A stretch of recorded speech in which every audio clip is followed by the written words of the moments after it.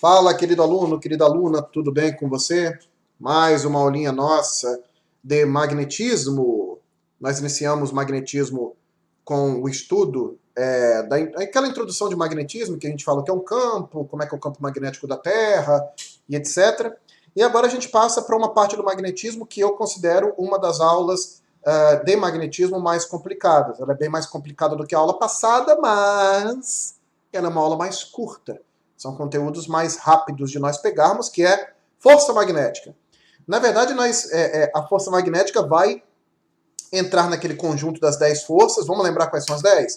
Peso, normal, tração, elástica, atrito, resistência do ar, elétrica, gravitacional, empuxo e magnética. Então aí as 10. E a força magnética ela tem um caráter bem diferente das outras. Ela é uma força natural, ela tem origem numa interação natural e é dependente da velocidade.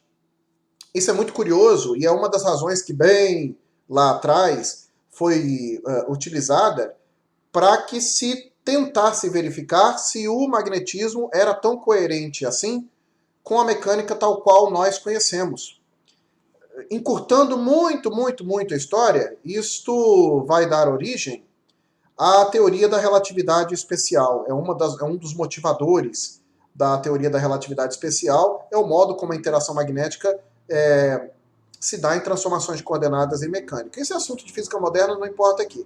O que nos importa de magnetismo agora quanto às forças é que nós estudamos forças magnéticas em 3 contextos, sendo 2 deles razoavelmente importantes, dentro da importância que o magnetismo tem, né? E um deles menos importante. Então vamos lá, vamos passar para o primeiro estudo de força magnética, que é a força magnética sobre uma carga. Querido aluno, querida aluna, vocês que já me acompanham devem ter visto que normalmente, quando eu dou aula, vocês veem um quadro virtual bastante preenchido. Deixa eu explicar uma coisa para vocês que me acompanham. Eu preencho esse quadro virtual desse jeito para que você não seja dependente de nenhum sistema de ensino. O que eu quero dizer com isso? Se você assiste a minha aula e toma nota daquilo que está no meu quadro virtual, acabou. A teoria está toda lá, já resumida. Você não precisa ler livro nenhum. Já está pronto. Doutor Físico facilitando sua vida. É assim que a gente trabalha, tá bom? Então, pessoal, eu vou considerar uma carga elétrica que, entrando numa região em que há um campo magnético. Nós vamos observar que quando uma carga entra numa região em que há um campo magnético, dependendo da direção e do sentido da velocidade, da direção e sentido do campo, essa carga vai sofrer a ação de uma força magnética. Curioso, né? Então, Fracalossi, isso quer dizer que se a carga não tiver velocidade, a força sobre ela é nula? Sim. Só existe força magnética sobre uma carga se a carga entrar na região em que há o campo magnético com velocidade. Carga parada não vai sentir a interação magnética, ok? Bom, o que nós vamos observar é o seguinte: uma carga elétrica Qzinho como essa, seja positiva ou negativa, entrando numa região em que há um campo magnético, ficará sujeita a uma força chamada força magnética, que aqui no ensino médio a gente escreve como QVB seno de θ. Em que Q é o valor da carga, o módulo da carga, né? V é a velocidade, B é o campo magnético e θ é o ângulo que a velocidade da carga fará com este campo magnético. Beleza? Como que a gente determina a direção e o sentido dessa força magnética que vai aparecer? Com a famigerada regra da mão direita, ou, na verdade, com uma variante da regra da mão direita, para a qual nós vamos dar o nome de regra do tapa. Olha só, a regra da mão direita, na regra da mão direita nós tínhamos corrente e campo, não é? A regra do tapa vai variar no seguinte: o polegar passa a ser a velocidade da carga. Bom, a corrente nada mais é do que os elétrons, ou enfim, as cargas elétricas se movimentando no certo sentido, portanto com velocidade também, não muda nada. Então o polegar é a velocidade da carga, os dedinhos são o sentido do campo e a palma da sua mão representa o sentido da força, ok? Tem a regra da mão esquerda também, né? Como é que é? Força, campo, velocidade. Mas essa regra da mão esquerda, eu já disse isso para vocês uma vez, eu não costumo usar porque ela não é matematicamente tão consistente quanto a regra da mão direita e, além disso, a regra da mão direita é mais útil. Depois de um tempo ela fica mais fácil de usar do que a regra da mão esquerda. Grava só uma regra, tá? Vai pela da mão direita, vai por mim. Muito bem.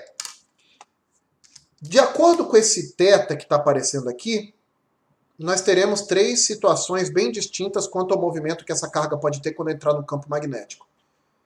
Ela pode entrar com uma velocidade que faça um ângulo de 90 graus com o campo, ela pode entrar com uma velocidade que faça um ângulo de 0 ou 180 graus com esse campo, e ela pode entrar com uma velocidade cujo vetor faça um ângulo θ qualquer com esse campo, diferente de 90, 180 e 0. São os três casos que nós vamos analisar. Então nós vamos analisar três casos, beleza? Vamos começar pelo caso mais típico, o caso mais bonito, o caso mais interessante. O que acontece quando a carga elétrica entra numa região dotada de um campo magnético, fazendo com sua velocidade, fazendo com esse campo um ângulo de 90 graus. É este caso aqui. Eu vou começar estudando o que acontece com uma carga de sinal positivo. Beleza? Bom, a gente vai observar pela regra da mão direita o seguinte, galera. Vamos lá. A velocidade é o polegar, o campo são os dedos e a palma da mão é a força. Ok? Vamos tentar fazer aparecer na câmera aqui. Ó. Minha mão está fechada. A carga está indo para a direita. Então o polegar tem que apontar para a direita. O campo está entrando no plano da tela do computador ou do celular. Campo entrando. Para onde está apontando a palma da minha mão?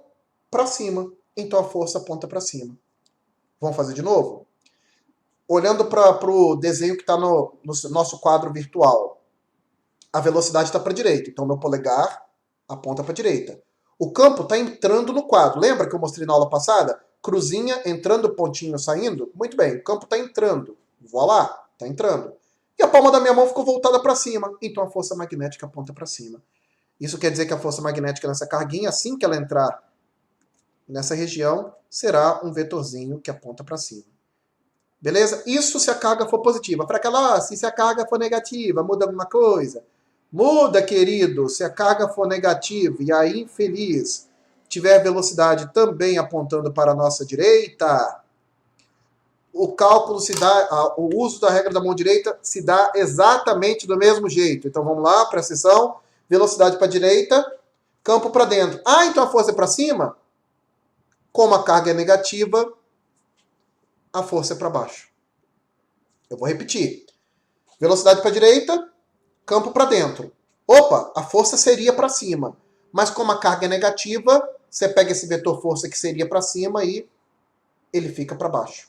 Beleza? Então você sempre pode fazer o uso da regra da mão direita como se fosse para uma carga positiva. Que se ela for negativa, você só rebate o sentido desse vetor. Você só muda o sentido do vetor em relação àquele em que você encontrou. Tranquilo, pessoal? Uma coisa importante, galera. Esse tipo de configuração, em que você tem uma velocidade perpendicular à força, dá origem a um movimento curvilíneo, cuja trajetória é uma circunferência. Sempre que você tiver a velocidade perpendicular à força, sempre não, né? Se o sentido dessa força mudar, e a velocidade for perpendicular à força, a trajetória é uma circunferência. Beleza? Ah, e quando que a trajetória é uma parábola? A trajetória só vai ser parábola se o sentido da força for constante. Por isso que quando a gente joga um corpo, arremessa um corpo, ele cai numa trajetória parabólica, porque a força peso, enfim, considerando que o sistema cai em queda livre, né? A força peso é a única força e ela atua sempre para baixo, constante. Aí a trajetória é uma parábola. Agora, se a força girar junto com a velocidade, como é o caso aqui da magnética, a trajetória é uma circunferência. Então, nesse caso no magnetismo, nós vamos observar que essa carga entra no campo e passa a ter uma trajetória circular. Notem que, devido ao sentido da força, essas circunferências, para o caso positivo e negativo, terão sentidos diferentes. Tudo bem? E o raio dessa circunferência pode ser encontrado. A gente consegue chegar no raio da circunferência. Vou colocar um raio meu cachorro aqui. Então seja esse R o raio da nossa circunferência. Dá para achar o valor desse raio, Fracalossi? Meus filhos, o que a gente não encontra aqui? Olha aqui. Dá para calcular o raio da seguinte forma. Presta atenção. A força magnética, se você olhar aqui no desenho, vou voltar aqui de novo. Se você olhar no desenho, a força magnética é a força que está apontando para o centro da trajetória circular, não é? Se ela é uma força que aponta para o centro da trajetória circular, e ela é a única força neste desenho, então ela é a resultante centrípeta. A resultante centrípeta, como eu disse, sempre aponta para o centro da trajetória circular. Tudo bem, pessoal? Muito bem. Vejam bem, a força magnética está apontando para o centro da trajetória circular. Então, ela é uma força centrípeta. Ela é a única força que está atuando no sistema, atua para o centro de uma trajetória circular, então ela é a força centrípeta, a resultante centrípeta. Bom, se ela é a resultante centrípeta, bom, primeiro, se ela é a resultante, nós podemos escrever que força resultante é massa vezes aceleração, segundo a lei do Newton. Mas a força resultante nesse caso é a força magnética, porque ela é a única que está atuando no sistema. Então isso aqui é massa vezes... Mas quem é a aceleração? Bem, como a trajetória é circular, trata-se de uma aceleração centrípeta que é dada por V ao quadrado sobre R. Vamos lá, quem é a força magnética mesmo, que a gente mostrou ali atrás? QVB, neste caso aqui com seno de 90, porque a velocidade era perpendicular ao campo. Isso é igual a mv ao quadrado sobre r. Olha a mágica agora, queridos. Essa velocidade aqui vai embora com essa. Aqui no Brasil, o seno de 90 é 1. Em outras partes do mundo também, né? Então, joga o R para cima, joga o QB para baixo. R é igual a mv sobre QB. Tá aí. Então, o raio da trajetória circular de uma carga elétrica que entre numa região em que há um campo magnético é dado por essa fórmula aqui, mv sobre QB. E você fala, Fracalossi, mas isso é um detalhe muito específico, não é? É bem específico, pois caiu esta bosta. Foi necessária ano passado numa questão do Enem. Então isso cai. Isso é importante, tá? Esse é o tipo do resultado que todo físico ama chegar e que aparentemente não serve pra merda nenhuma, mas ele cai em prova. Então, e eu não recomendo que vocês decorem ele. Por quê? Porque você tem um problema maior antes dele, que é saber usar a resultante centrípeta. Então, se você sabe usar a resultante centrípeta, naturalmente você vai chegar nesse resultado. Tudo bem? Então, guardem isso, pessoal. O raio dessa carga elétrica numa trajetória circular vai ser dado por mv sobre QB. Tá bom? Muito bem. Vamos para o caso agora em que θ é igual a 0 ou θ é igual a 180. Tanto faz, tá? Carga vai ou carga vem, tanto faz. Tanto faz, inclusive, ser positiva ou negativa. Por quê? Se o θ for igual a 0 ou 180, a gente vai ter qual a força magnética que vai atuar sobre essa carga?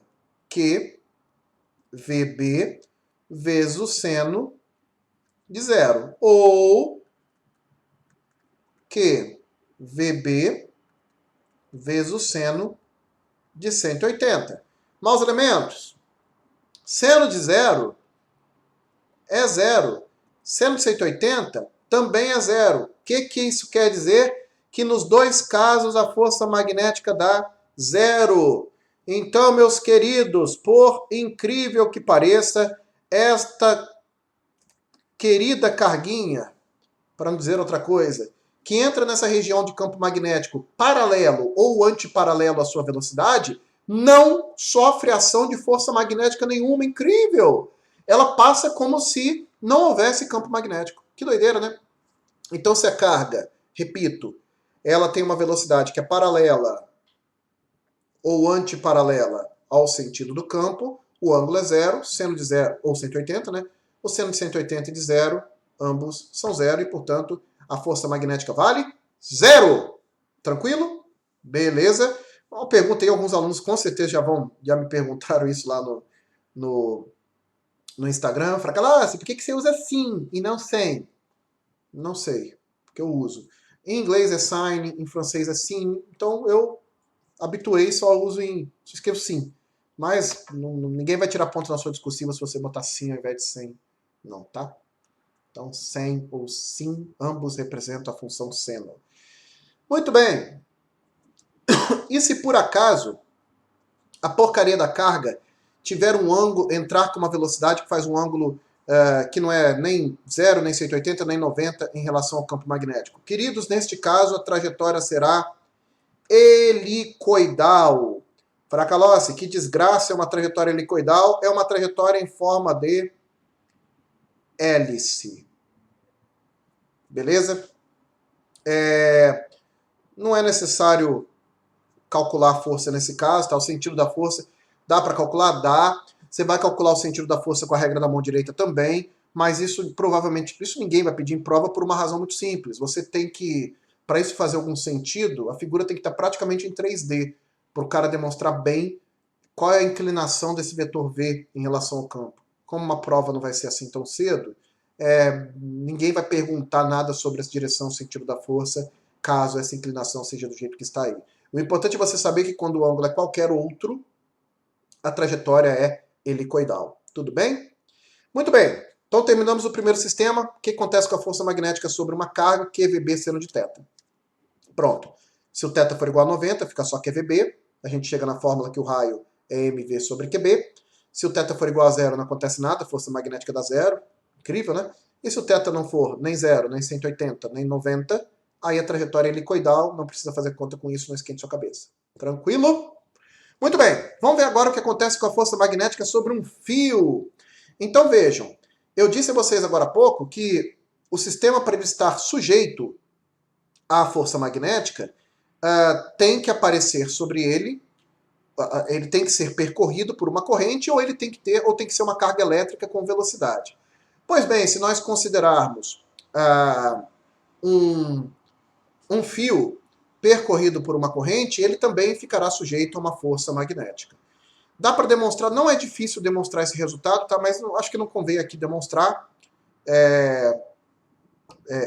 Eu gosto, vamos lá, eu adoro demonstrar os resultados, inclusive numa live que eu fiz eu considero as demonstrações bastante importantes em alguns casos. Esse é um caso em que eu não considero importante, embora ela seja fácil de fazer, então eu não vou demonstrar aqui. Mas dá para mostrar, sem muito dor de cabeça, que a força magnética que vai aparecer sobre este fio azulzinho, percorrido por uma corrente I, se ele tem comprimento L e está imerso numa região que há o campo magnético, essa força será o produto do campo pela corrente vezes o comprimento do fio, vezes o seno de θ. Quem é esse θ? É o ângulo que o sentido da corrente faz com o sentido do campo. Beleza? É o bio-seno de θ. É claro que se θ é igual a 90 graus, isso é 90% dos problemas que caem, fazem com θ igual a 90, aí a força magnética vira simplesmente o nosso querido bio. Ok? Porque o seno de 90, como eu já disse, é 1. Tá aí, galera. Então essa é a força magnética sobre um fio percorrido por uma corrente elétrica. Repito, em 90% dos casos, quando esse tráfego cai com θ igual a 90. E para onde aponta a direção e o sentido dessa força, Fracalossi? Regra da mão direita também. Aqui vai ser aqui é um pouco difícil, é quase impossível vocês conseguirem entender a regra da mão direita, porque eu botei a figura inclinada com ângulo θ qualquer. Se fosse com ângulo θ igual a 90, fica um pouco mais fácil de visualizar. Com ângulo θ igual a 90 fica bem mais fácil. Vamos lá. Mas aqui, ó, a corrente está subindo o fio. Eu estou apontando meu dedo paralelo ao fio, tá? E o campo está para a direita. Então, é algo assim. Beleza? A força, portanto, está fazendo isso, ó. Não sei se está pegando a câmera. Vamos fazer de novo? Ó, a corrente está subindo pelo fio, o campo está para a minha direita, então a força está meio que entrando no plano da figura. A força está meio que fazendo isso na sua tela. Entenderam? Então vou tentar representar aqui a força. Para esta figura fica um pouquinho mais complicado, mas enfim, acho que dá para entender que também aqui este sistema fica sujeito a direção e o sentido da força também são determinados pela regra da mão direita. Tranquilo, queridos? Se fosse vamos pegar aqui um caso mais fácil da gente visualizar. Eu não ia fazer isso não, mas eu mudei de ideia, vou fazer. Então, olha só. Vou trazer para cá. E se fosse um negócio assim, ó. O campo está aqui, entrando no plano. Beleza? E o meu fiozinho está aqui, ó. Uou! Vamos supor que a corrente neste infeliz está indo para cima. Tá aí, ó. Esse é o caso em que B faz com I um ângulo de 90 graus. Tranquilo? Bom, o que vai acontecer nesse caso, pessoal? A corrente está para cima e o campo está para dentro. Então a força magnética está para a esquerda. Se eu considerar que essa corrente é uma corrente convencional, tá? O que é uma corrente convencional? Corrente convencional é uma corrente de cargas positivas. Não existe corrente de carga positiva, mas por convenção a gente considera que as correntes são de cargas positivas. Essa é chamada corrente convencional. A corrente real é a corrente de cargas negativas que tem sentido oposto. Beleza? Então se eu digo que os prótons, entre aspas, estão subindo, isso quer dizer que os elétrons realmente estão descendo. Estou na corrente convencional, ok? Então estou considerando que isso aqui é positivo. Então, de novo, corrente para cima, campo para dentro, a palma da mão para onde está voltada? Para a minha esquerda. Então, neste caso aqui, maus elementos, a força magnética vai apontar para a nossa esquerda. Tranquilo? Beleza? Muito bem. Isso aqui é a força magnética sobre um fio retilíneo. Vamos então para o último caso. Lembrando aqui, né, pessoal? Isso aqui vale para um fio de comprimento L. Mas esse comprimento L nós exigimos que seja bem longo, para que não tenha efeitos nas bordas do fio. O campo magnético na borda do fio vai ser uma desgraça para calcular. Então isso aí não... Só lá em teoria eletromagnética do curso de física que a gente vê. Muito bem. O último caso, a força magnética entre dois fios paralelos. Eu disse lá no comecinho da aula que eram dois casos muito importantes dentro da perspectiva do magnetismo e um caso menos importante. Pois bem, este é o caso menos importante. Isso cai muito pouco, tá? A gente vai observar que quando você tem dois fios percorridos por uma corrente, como a corrente elétrica gera campo magnético, um fio vai gerar campo magnético no outro. Curioso, né? Por exemplo, este fio aqui, ó, esse fio da esquerda gera um campo magnético nesse fio da direita, e vice-versa. Ora, se isso aqui é um fio presente em um campo magnético esse que foi gerado por esse fio aqui, ele vai estar sujeito a uma força magnética. Interessante, né? E essa força magnética entre os fios vai ser dada pela fórmula μ0, corrente no fio 1, corrente no fio 2, sobre 2π vezes a distância entre eles, vezes L, que é o comprimento do fio. Detalhe, a gente exige que os dois fios tenham comprimentos L's muito longos e praticamente iguais. Tá? Então, μ0, I1, I2 dividido por L. Se você olhar bem, fala, nossa, de onde veio essa fórmula, hein? É difícil ver? Claro que não, meu filho. Olha aqui, ó. Força magnética, né, Bill? É, né? Vamos chamar de Bill, vamos fazer de conta que a gente está calculando no fio 2, tá? Quem é o campo magnético produzido pelo fio 1? O campo magnético produzido pelo fio 1, aula passada, é μ0 I1 sobre 2πd. Substitui. Força magnética vai ser μ0 I1 I2 sobre 2πd vezes L. Oh, então é daí que vem. É daí que vem. Tranquilo, queridos? E aí? Como que fica a atração ou repulsão entre eles? Isso aqui você vai guardar, tá? É fácil de demonstrar também. Também se demonstra pela regra da mão direita, mas é mais fácil você decorar. Que é o seguinte, pessoal. Se os dois fios forem percorridos por correntes de mesmo sentido, nós temos uma atração entre eles. Se os dois fios forem percorridos por correntes de sentidos opostos, nós temos repulsão. Então, no primeiro caso, as forças são F1. Vamos colocar só F, né? Que as forças têm que ser iguais pela terceira lei de Newton. F e F de atração e aqui de repulsão. Tranquilo, queridos? é isso que nós tínhamos sobre força magnética. Falta só a lei de Lenz-Faraday para completar o magnetismo. Grande abraço para vocês. Até a próxima.